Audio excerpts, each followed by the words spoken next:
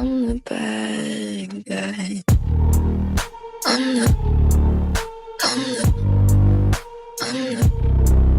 I'm the Everyone, and welcome back to part three of Across the Gridiron. Now it's time for our weekly feature, Touchdown or Turnover, where we look at some of the key discussion points, I think it's fair to say, in the NFL, and we give our views on whether we think that is a touchdown, if we think it's actually correct, or if it's a turnover, where I actually think it's not true, or it's, certain things are flattering to deceive.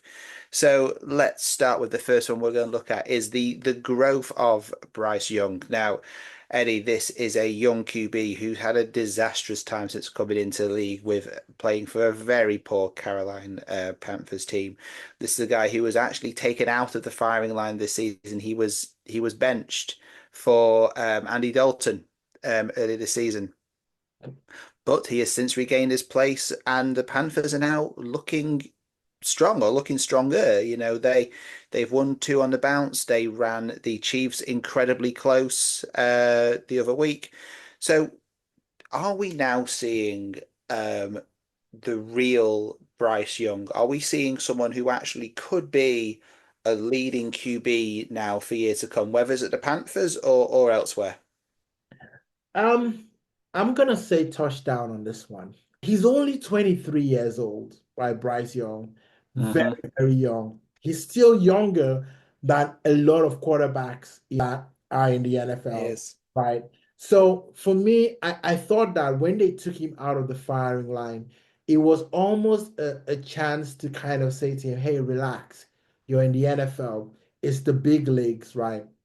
And for me, I think that he's showing me signs that he's adaptable, he's coachable, and that he can learn.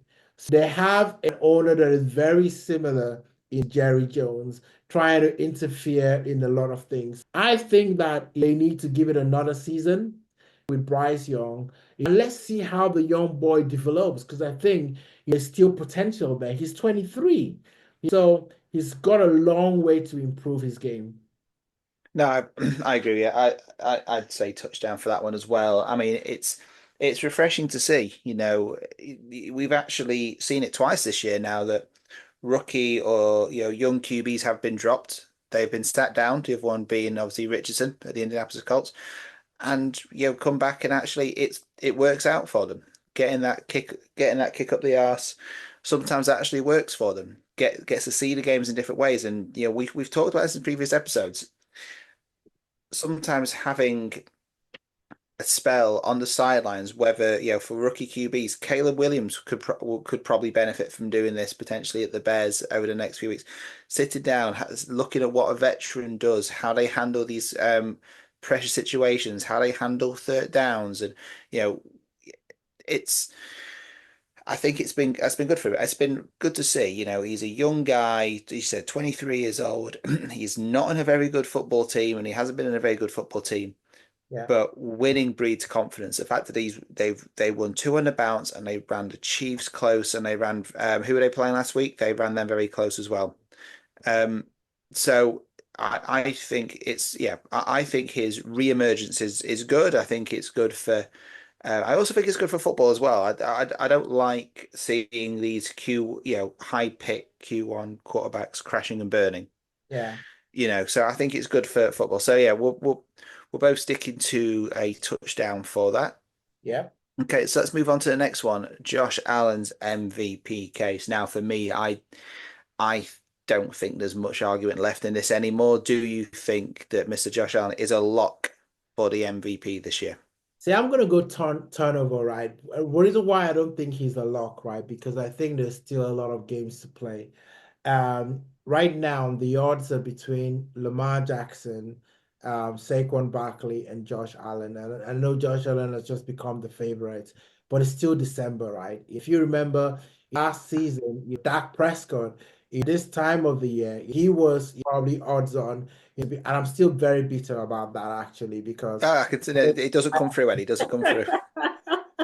I think the league found a way not to give Dak Prescott the award because he had the most touchdown passes last season. He had the most in passing yards compared to Lamar, who then won it.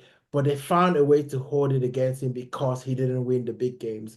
And I think for me, there are still some games in the schedule for the Bills that I think that people are going to be judging Josh Allen on because it's always been there that Josh Allen never really gets the big one, right? So I think that right, he's the favorite. I don't think he's the lock. That's why I'm saying turnover for now because I think things could still change.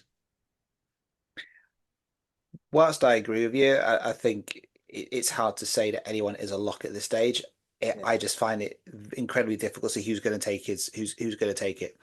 Lamar's not going to take it now. I Yeah. mean, um, despite them having such a good record on paper, Kansas City haven't feel like they haven't turned up all season, right? So none of their players are in a discussion for it. But if that number 15 manages to win the Super Bowl, that he will probably end up getting it. Barkley, yeah, he's been superb, and he should be the offensive player of the year, without question. But MVP, they just don't give it to running backs. We talked about last week. Peterson was the last person to get it, in 2015. It's hard to see anybody else now without that because they are a lock. They're in the playoffs. They'll be position 1 or 2. I Yeah. wouldn't surprise me if they take that first seed. Yeah.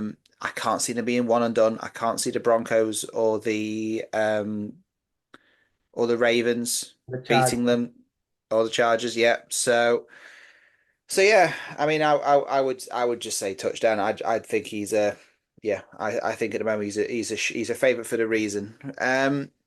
Okay, let's move on to the next one, and now we're going to focus really on the playoffs. We're going to start with the NFC. The NFC is looking incredibly tight when it comes to the playoffs, especially the NFC South, especially with the Atlanta Falcons currently in that fourth tier place with a 6-6 record, right? So it could really be anyone's in the South. You've got the Buccaneers who are also on 6-6.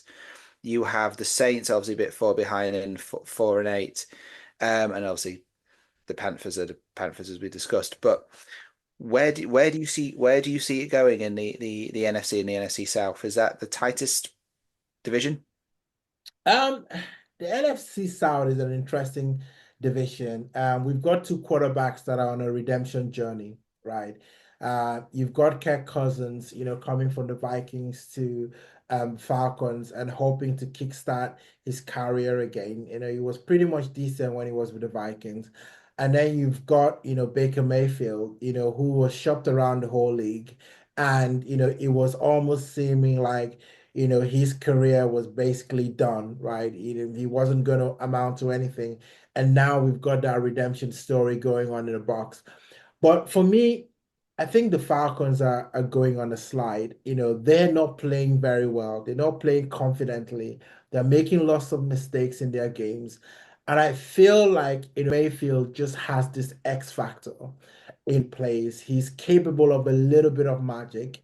He's got this swag, he's got this, almost thing, about him that he's really trying to prove people wrong. They talk about having a chip on the shoulder, right? He's one of those quarterbacks that's definitely got a chip on the shoulder. So for me, I would say that it's a turnover because I don't think that I think the Bucks are going to run away with it, to a point that it would not be unpredictable, anymore.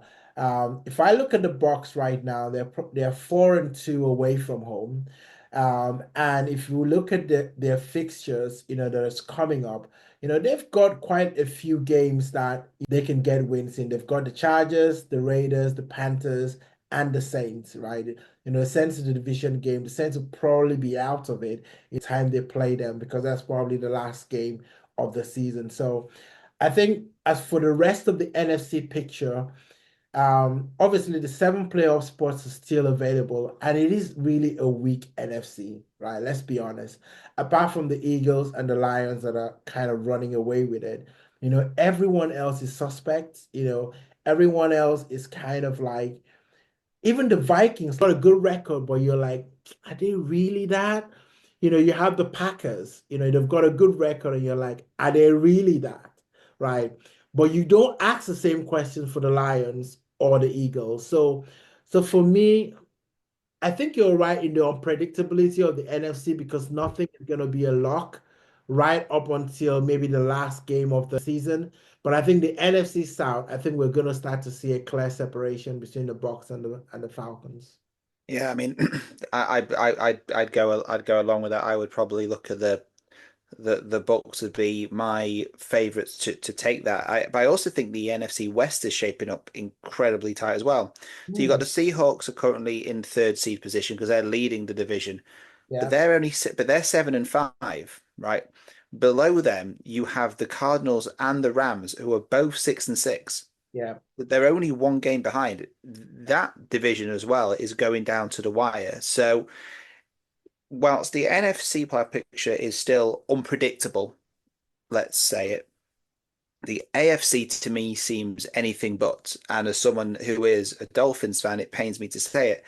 The AFC playoff picture looks pretty much locked down. So you've got obviously the Bills and the Chiefs who have already clinched their playoff space, and you've got the Steelers in the North are looking pretty good. yeah, Um, you've then got the AFC South. So you've got the Texans are currently 8-5 in the fourth seed. Then you've got on the bubble, you've got the Indianapolis Colts, who are 2 games behind. yeah, So, and then you've got the other people in the wildcard place. You've got the Chargers who are 8-4, Ravens who are 8-5, and Broncos who are 8-5. Beyond that, you've got the Dolphins, you've got the Colts, you've got the Bengals, who are all with losing records. And, according to NFL, the Dolphins have a 14% chance, Colts have a 27% chance of making the playoffs. yeah. Do you see anybody else in that bubble challenging the playoff picture?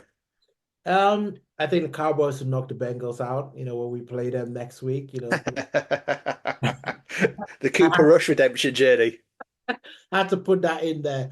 No, I'm just looking at the table right now, and I wouldn't write off your Dolphins, right? I wouldn't write them off. I know I would. I I You're know clearly not a Dolphins fan. I know that it does seem very dire right now. And the Colts are, almost like getting a bit of a run of steam, right? They won their last game, and you never know, right? This last couple of games, towards the end of the season, a lot of things happen, right?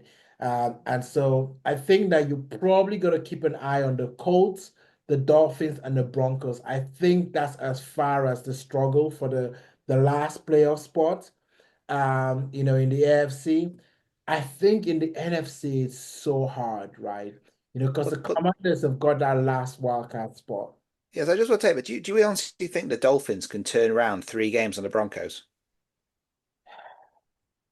Because this is what obviously with the Dolphins now with the Bills have won their division, so that's sorted.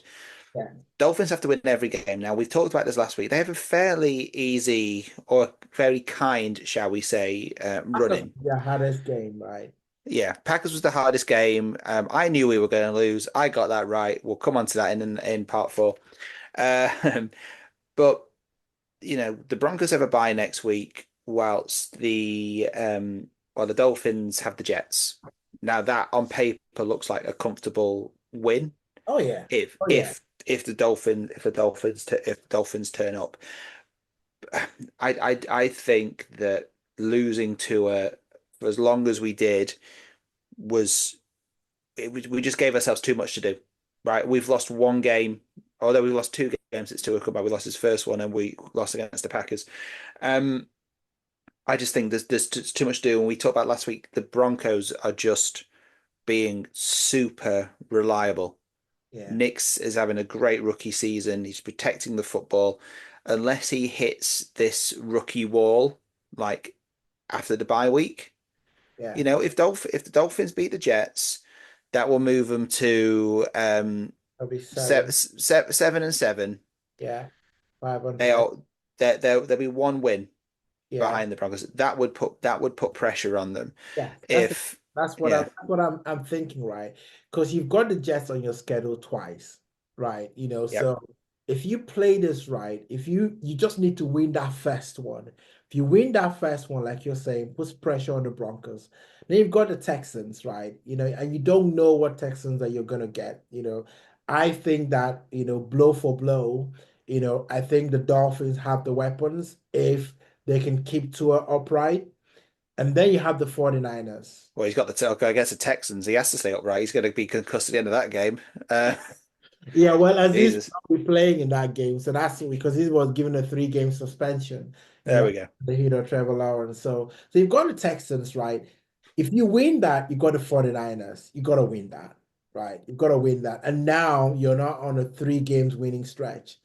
And pressures bust pipes. That's what they say, right? You're putting pressure on the Broncos. So listen, rookie quarterback, he can almost test the playoffs. Maybe they have a wobble, maybe they do, that pressure. I wouldn't start planning for next season. I guess that's what I'm saying for the Dolphins. Oh no, you've got to keep going. And I think after what you've now said, right, I'm going to book my tickets to the Super Bowl right now for the Miami Dolphins. I think it's coming back to Miami. Thank you, Eddie. Coming home. It's coming home. There we go. Hey, at least I think it's fair to say that between the Dolphins and the Cowboys, I think we've probably got the best chance of reaching the Super we, Bowl. we probably have. Okay, that's great. So look, let's call that there for part 3. That sounds great. And then in part 4, we will be back with our predictions for next week. I'm the bad guy. I'm the